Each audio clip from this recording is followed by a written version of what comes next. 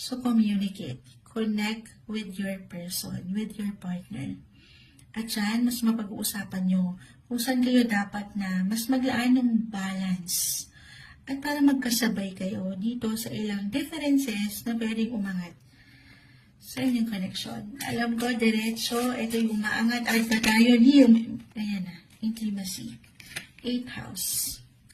May forever pa rin, guys. Ayun na, ito yung changes. 8th house of transitions, transformation. May ilang pagbabago kayong maaaring maramdaman. 2 lang to.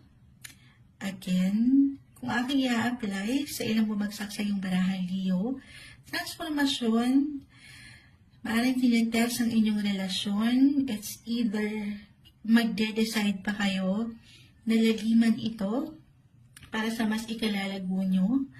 Kaya naman kahirap, sasabayan nyo pa rin